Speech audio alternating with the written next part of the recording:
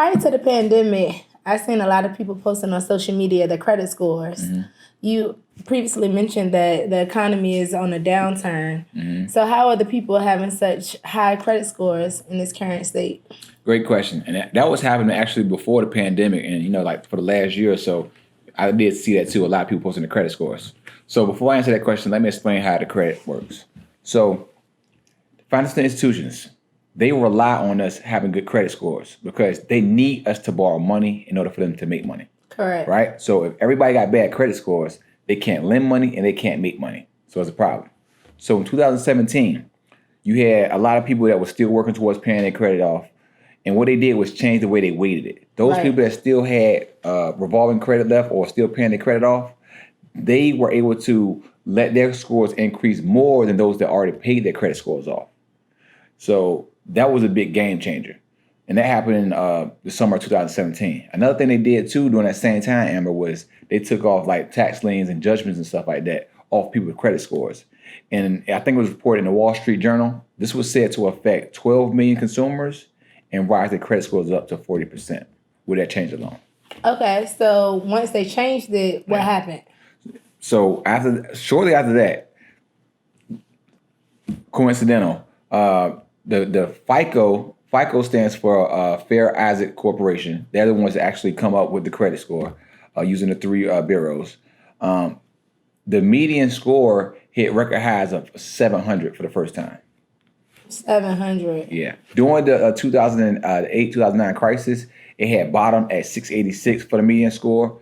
But after they made that change, it hit record highs of 700. And now, fast forward to 2019, last year, it hit another record high of average of 703 median FICO score. Okay, so the average human or person is their credit score is 703? The median. Yep, yeah. It's 703, yep. Okay.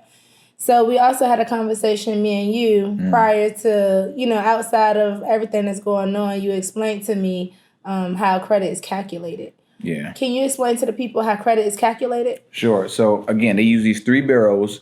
You have one that's out of Ireland. It's called Experian. You have two, one in Chicago called TransUnion, and then you have another one in Atlanta called Equifax. So you have these three credit bureaus. And the FICO scores use all three of these credits collectively. And the way FICO calculates these credit scores is the biggest one they use is the actual payment history. That's 35% of your credit score, the payment history. The next one is 30%, which is the amount that's due. Right. And then you have 15% on the length of your history of your credit. Then you have 10% as your mixed credit. Mixed credit is basically your student loans, credit cards, whatever. That's what mixed loans are. And then you have another one, mixed credit. And then you have the last one, which is your new credit. So all these collectively is what makes up the weighted score for your FICO score. And the most used one is FICO 8. FICO 8 came out in 2009. They also have FICO 9, which I think came out in 2014. But the mostly used one is FICO 8. It depends on whatever institution you're using, depending on which FICO score they want to use. Okay. How do they rate our credit? Okay, so for the FICO score, anything from 650 to 700 is a fair score. Anything from 700 to 750 is a good score. Anything out of 750 is pretty much great. You got a great score. Anything under 650 is looked at as poor. So, right. That's why you have to really look at this as your report card, your credit history. And this is going to help us financially, and this is very important. It really is like a taboo in our Black community. Absolutely. As far as talking about credit. You know what I mean? They think we should use cash for things like that, like buy cars off cash. Don't get a credit card. Yeah. That's the worst advice we could ever have. I agree. I feel as if, we're very uneducated when it comes to credit and finances. Yeah, for sure. And that ends up hurting us in the long run. Yes. So, this put us at a disadvantage too. And now you have a thing out now that people are getting aware of called a track line, to where basically, your parent or one of your family members can put you on it. If they have good credit, right, they can add you to their line of credit to where you say for example, you want to start your kids off right. If you have a good score, you can add them to your line of credit. That way, when that time they fill out a credit card, they already got exceptional credit. Absolutely. You know, but that's why I start with the parents first. We got to have good credit scores first in order to add them to that. Right. You know what I mean? Yes, I recently had a conversation with a young lady as well, and she was explaining, she has 2 people on her line. Okay. She doesn't provide them with a credit card, but they're able to reap the benefits because of her. Of her history. If she has great history, they're able to reap those benefits.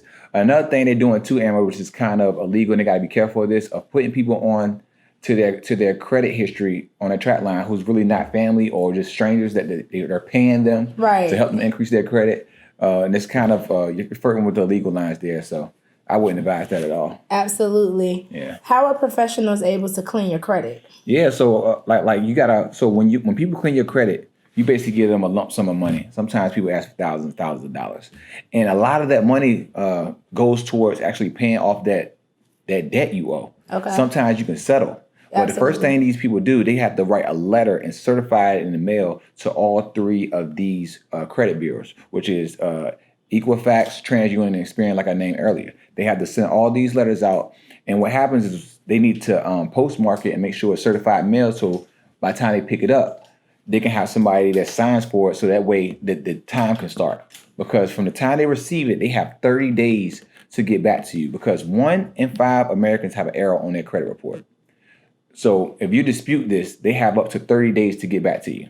Okay. And if they don't get back to you within 30 days, sometimes they can extend it to 45. But if they don't get back to you within 30 days and tell you the exact time and date you were late, they have to wipe it completely off your credit report. Oh, wow. Okay. So pretty much, like, if they had made any type of error, they actually will have to... They have to be able to produce the error that they had posted on your credit score. If they can't do that, they have to remove it. Got it. Yeah.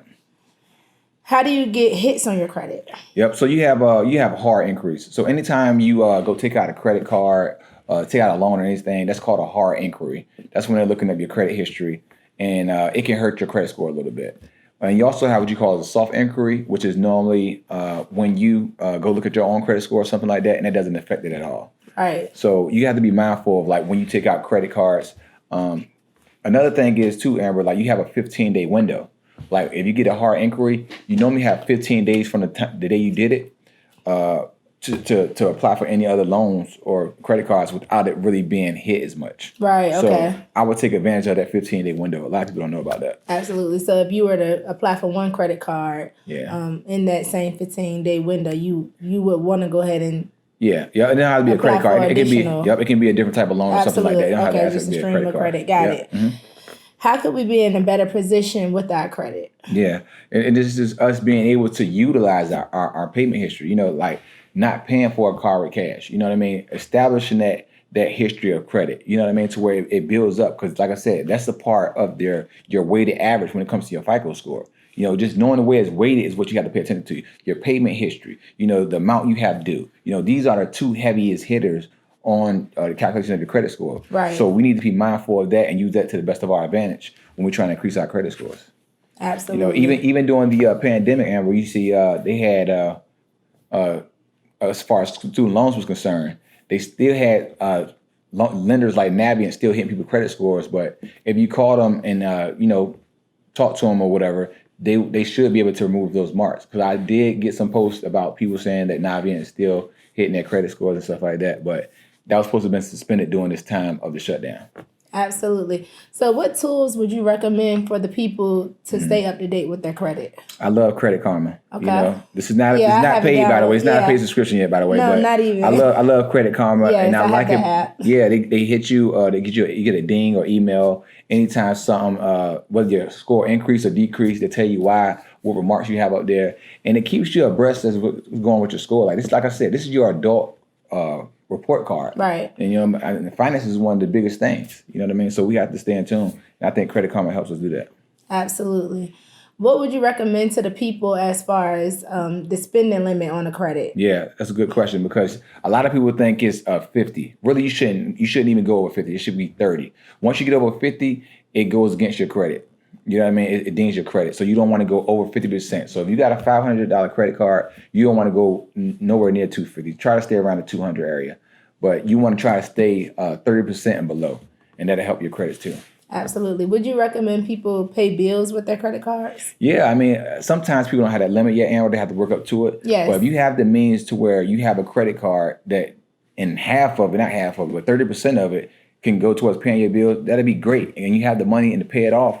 That's how you build your credit up. You know, sometimes we put too much emphasis on using cash. Like I said, it's a taboo within the Black community. You know, using cash. Like cash is no longer king. You know, we talked about in the last episode. Cash is dead, and we have to start being smart as far as this credit is concerned. Yes, I agree. Yeah. Previously, you had told us like our economy is like on a down spiral again, like we talked about in the beginning. But how is the credit for our country, like our country credit? And that's the biggest problem, Amber. Like they want us to, you know, pay our bills, you know, make sure we spend down our credit, take out these home loans, and make sure we pay them back. But then again, you have a country who has $27 trillion in debt. And every time they run out of money, they just increase the ceiling. Anytime we have a deficit with our government in the United States, once we hit our debt ceiling, they take time out with Congress and they have to wait to agree on it. And all they do is increase the spending amount. You know what I mean? That would be nice if we can have that same luxury. Yes. You know, but unfortunately, man, this is what's going on right now in the United States. And people have to realize too, like when our country's in debt, so are we, because it ended up being the people the one that foots the bill. So. Absolutely. I agree with that. As far as my biggest concern is just the education. I don't feel like the people are educated. And, you know, it took me 25 years. I'm currently 32 years old, but I didn't really become aware of credit until I was like 25. Yeah. Going to college, it was the worst thing as far as credit goes. You know, you get them credit cards, you max them out. And it's predatory lending, man. Like they try to prey on these college students. And they know we broke. You know what I mean? They try to prey on college students. I mean, luckily I didn't fall into that hole during college, but I do understand the traps that were set. You know, having a lot of frat brothers and stuff that left college with thousands of dollars in debt, and being another thing they had to pay back on top of tuition. Right. You know, it's just we have to let our kids know to be mindful and like not to spend money you don't have. Absolutely. You know what I mean? And that's the biggest thing right there. The biggest factor. Yeah. Don't spend money you don't have, man. When you get a credit card, make sure whatever you purchase is going to make you more money off of that purchase, or you're able to pay it back because you already have money set aside. Yes. Thank you guys for tuning in. Yeah. Y'all make sure y'all subscribe, like, and share this information if it was helpful. Amber Hurley. Jay with Organic Money. Peace.